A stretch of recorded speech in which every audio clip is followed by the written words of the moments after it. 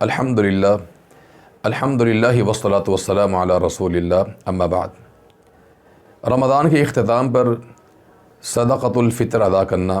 ہر مسلمان پر واجب اور فرض ہے۔ صدقۃ الفطر کا مطلب ہوتا ہے کہ وہ غلہ جو انسان رمضان کے اختتام پر بطور نعمت کے شکرانے کے کہ ہم نے رمضان کا مہینہ مکمل کیا ہے، تو اس نعمت کی تکمیل پر جو انسان غلہ ادا کرتا ہے اسے صدقۃ الفطر کہا جاتا ہے، اور یہ صدقۃ الفطر فرض ہے۔ اس کی فرضیت نبی کریم صلی اللہ علیہ وسلم پر سن 2 ہجری میں رمضان کے مہینے میں عید الفطر سے 2 دن پہلے کی گئی تھی، تو یہ ہر انسان پہ فرض اور واجب ہے، خواہ وہ مرد ہو، عورت ہو، آزاد ہے، غلام ہے، چھوٹا ہے یا بڑا ہے، حتیٰ کہ کسی نے روزے رکھے ہیں یا نہیں رکھے۔ جیسے کہ انسان مسافر تھا، اس نے روزے نہیں رکھے، یا انسان بیمار تھا، اس نے روزے نہیں رکھے، لیکن صدقۃ الفطر یہ انسان بھی ادا کرے گا، تو یہ ہر انسان پہ واجب کیا گیا ہے۔ صدقۃ الفطر کے لیے صاحب نصاب ہونا شرط نہیں ہے، اس میں صاحب استطاعت ہونا شرط ہے کہ اگر ایک انسان کے پاس عید کے دن اپنے اہل و عیال کی جو خوراک ہے اس کے علاوہ اتنا زائد غلہ بچ جائے کہ وہ ہر فرد کی طرف سے صدقۃ الفطر ادا کرے، تو اس انسان پر صدقۃ الفطر ادا کرنا واجب اور فرض ہوتا ہے۔ صدقۃ الفطر جو ہے گھر کا سربراہ ادا کرے گا، جیسا کہ عبداللہ بن عمر رضی اللہ تعالی عنہما کے بارے میں آتا ہے کہ وہ اپنے گھر کے تمام افراد کی طرف سے صدقۃ الفطر ادا کیا کرتے تھے،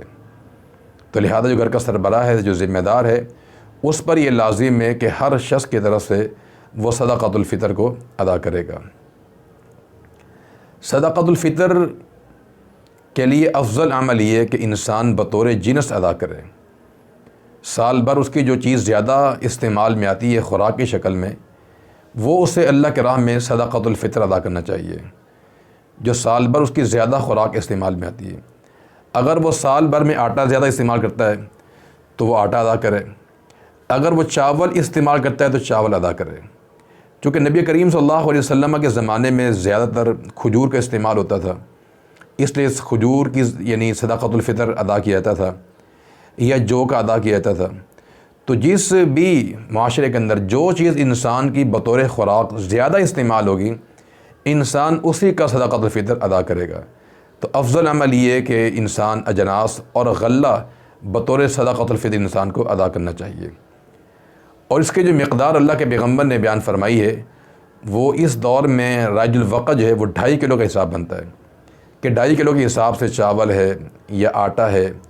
یا کھجور ہے یا کشمش ہے، یہ جو بھی چیز انسان استعمال کرتا ہے، اس کی جو خوراک ہے وہ انسان ادا کرے گا۔ البتہ اگر ایک انسان غلہ نہیں دینا چاہتا، اس کے بدلے میں قیمت دینا چاہتا ہے، تو اس کا بھی جواز موجود ہے۔ عمر ابن عبدالعزیز رحمۃ اللہ علیہ، صحابہ کا زمانہ تھا، یہ اپنے دور خلافت میں صدقۃ الفطر میں آدھا درہم لیا کرتے تھے، اور اسی طرح امام حسن بصری رحمۃ اللہ علیہ سے بھی یہ بات ثابت ہے کہ ان کے زمانے کے اندر بھی صدقۃ الفطر بطور رقم ادا کیا جاتا تھا۔ تو لہذا اگر ایک انسان غلہ نہیں دینا چاہتا ہے تو وہ اس کے بدلے میں قیمت بھی ادا کر سکتا ہے، اس کا جواز موجود ہے۔ صدقۃ الفطر کا جو وقت ہے وہ یہ ہے کہ اس کو عید کی نماز سے پہلے ادا کیا جائے، اور اس کے لیے 2 وقت ہیں، ایک ہے وقت جواز کا اور ایک ہے وقت افضل جو ہے۔ جواز کا وقت کیا ہے کہ انسان عید سے 1 دن یا 2 دن پہلے اس کو نکال دے۔ اس کا فائدہ یہ ہوتا ہے کہ لینے والے کی بھی سہولت ہے، دینے والے کے لیے بھی سہولت ہے، تو یہ وقت جواز ہے کہ عید سے 1 دن پہلے یا 2 دن پہلے ادا کر دیا جائے،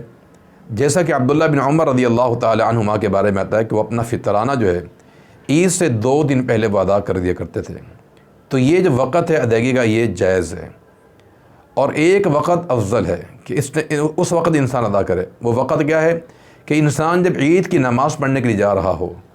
تو اس وقت ادا کرے، جیسا کہ صحیح بخاری میں حدیث موجود ہے، صحابی بیان کرتے ہیں ہمیں اللہ کے نبی نے حکم دیا کہ جب ہم نکلے نماز پڑھنے کے لیے اس وقت صدقۃ الفطر ادا کریں۔ تو لہذا اس کا جو افضل وقت ہے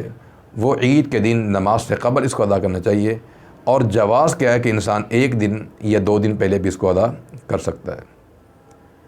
صدقۃ الفطر کا جو مقصد اسلام نے بیان کیا ہے وہ دو مقاصد بیان کیے ہیں۔ ایک مقصد تو یہ بیان کیا ہے کہ انسان جب روزہ رکھتا ہے تو روزے کی حالت میں اس سے کمی کوتاہیاں غلطیاں انسان سے ہو جاتی ہیں، تو اس کی جو کمی کوتاہیوں کا جو کفارہ یا ازالہ ہے وہ صدقۃ الفطر سے ہو جاتا ہے۔ اور نمبر دو وجہ اللہ کے نبی نے یہ بیان فرمائی کہ طعمۃ للمساکین، کہ صدقۃ الفطر جو ہے یہ مساکین کی خوراک کا ذریعہ بن جاتا ہے۔ یہ دو مقاصد اسلام نے بیان کیے ہیں۔ اور صدقۃ الفطر کا جو مصرف ہے وہ فقیر اور مسکین ہے، انہیں ادا کرنا چاہیے۔ ایک انسان فقیر ہے، کنگال ہے، اس کے پاس کچھ بھی نہیں ہے، اور ایک انسان مسکین ہے کہ جس کی حالت بہت تنگ دست ہے، اس کے جو مسائل ہیں وہ زیادہ ہیں لیکن اخراجات اس کے زیادہ ہیں لیکن آمدنی بہت کم ہے۔ تو اللہ کے پیغمبر صلی اللہ علیہ وسلم نے اس کا جو مصرف بیان کیا ہے وہ مصرف صرف فقیر اور مساکین ہے، انہیں انسان کو ادا کرنا چاہیے۔ اللہ تعالیٰ ہمیں سمجھ کے عمل کے توفیق عطا فرما دے۔ وصلی اللہ وسلم علی نبینا محمد وعلی آلہ واصحابہ اجمعین۔